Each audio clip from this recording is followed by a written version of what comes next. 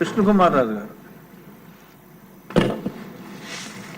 అధ్యక్ష, ఆ paper leak అయిపోయినట్టుంది అధ్యక్ష. నేను ఏదైతే మాట్లాడదాం అనుకున్నామో గంటా శ్రీనివాస్ గారు మాట్లాడారు అధ్యక్ష. కొన్ని డెఫినెట్గా లీక్ అయిపోయింది. Something somewhere went wrong.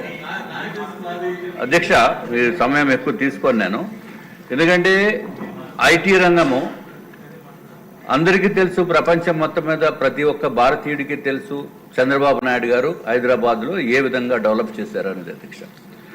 అట్లాగే అధ్యక్ష, వాస్తవాలు మాట్లాడుకోవాలి కాబట్టి Visakhapatnam IT parks association, Rushikonda IT parks association అధ్యక్ష నేను ప్రెసిడెంట్ అధ్యక్ష. నాకు కూడా ఒక కంపెనీ ఉంది. అట్లాగే రాజశేఖర రెడ్డి గారి సమయంలో వారి టైంలో మాకందరికీ కూడా ల్యాండ్స్ అలాట్ చేశారు అధ్యక్ష. చేసిన తర్వాత అక్కడ మేము బిల్ చేసాము.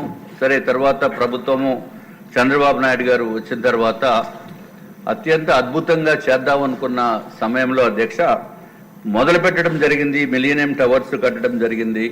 అట్లాగే అన్ని బిల్డింగ్స్ లోకేష్ బాబు గారు కూడా ఎంతో మిలియం ఫేజ్ 2 టవర్స్ కూడా వారి ఆధ్వర్యంలోనే జరిగింది అధ్యక్ష. కానీ విశాఖపట్నానికో ఆంధ్ర రాష్ట్రానికో పట్టిన దురదృష్టం ఏంటంటే జగన్మోహన్ రెడ్డి గారు వచ్చిన తర్వాత వారికి ఐటీ రంగం మీద పూర్తి పట్టు కానీ వారికి ఉన్న అక్కడ ఉన్న మంత్రివర్యులకి కానీ ఏమీ తెలియనటువంటి వాళ్ళని ఐటీ మంత్రి కింద పెడితే మనము అక్కడ ఎక్కడికి వెళ్ళి గుడ్డు అని చెప్పి మాట్లాడిన విషయాలు నేను మాట్లాడకూడదు లేని మళ్ళా అని. సో అటువంటి వారికి దురదృష్టం కొలిది ఇచ్చిన మళ్ళా అని సర్వనాశనం అయిపోయింది అధ్యక్ష. వారు చెప్పిన మాటలు కాకుండా వేరే చెప్తున్నా. STPI central government incubation centre విశాఖపట్నంలో పర్మిషన్ ఇచ్చి సెంట్రల్ గవర్నమెంటే డబ్బే 440 కోట్ల రూపాయలు డబ్బు ఇచ్చి ల్యాండ్ ఇవ్వండి బాబు మేము కడతామని చెప్పిన ల్యాండ్ కూడా ఇవ్వనటువంటి పరిస్థితి. ల్యాండ్ కూడా పెద్ద ఎక్స్టెంట్ కూడా కాదు, జస్ట్ ఓన్లీ 1 ఏకర్ ల్యాండ్. అది కూడా ఆ పాత ప్రభుత్వంలో ఏమీ చేయలేదు అధ్యక్ష. అట్లాగే అధ్యక్ష, వాళ్ళు చేసిన గొప్పతనం ఏంటంటే ఏదైతే మిలీనియం టవర్స్ ఉన్నాయో, మిలియన్ టవర్సే కాకుండా ఫేజ్ 2 టవర్స్ ఉన్నాయి అధ్యక్ష.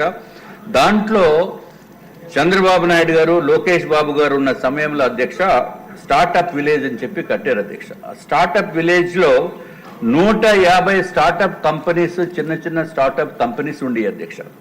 అట్లాగే నాస్కామ్ వేర్ హౌస్ సెంటర్ కూడా ఉండేది, లోకేష్ బాబు గారికి తెలుసు. అట్లాగే సింగపూర్ ఇంక్యుబేషన్ సెంటర్ కూడా అక్కడ ఉండేది అధ్యక్ష.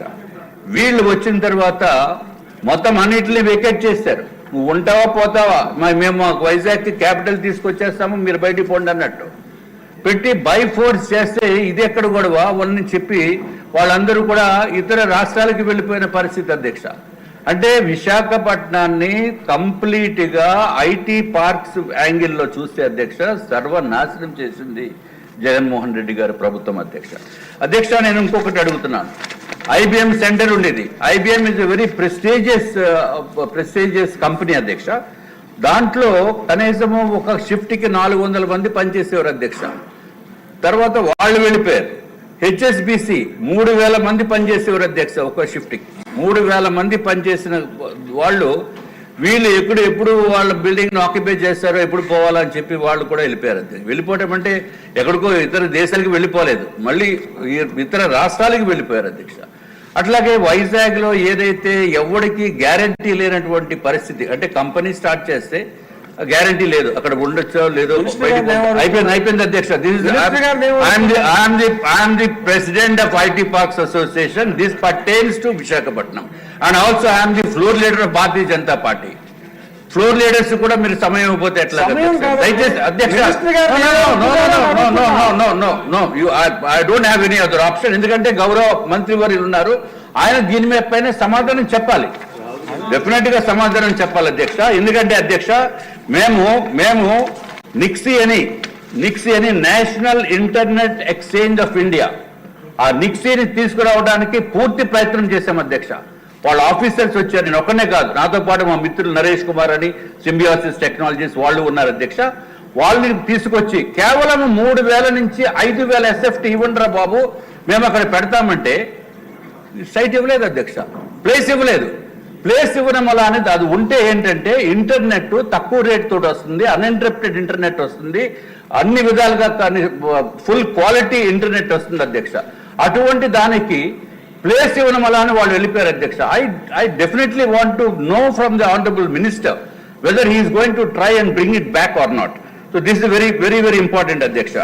అట్లాగే గౌరవ చంద్రబాబు నాయుడు గారు అట్లాగే లోకేష్ బాబు గారు అధ్యక్ష ఇన్సెంటివ్స్ ఐటీ కంపెనీస్ కి ఇన్సెంటివ్స్ ఇచ్చారు అధ్యక్ష.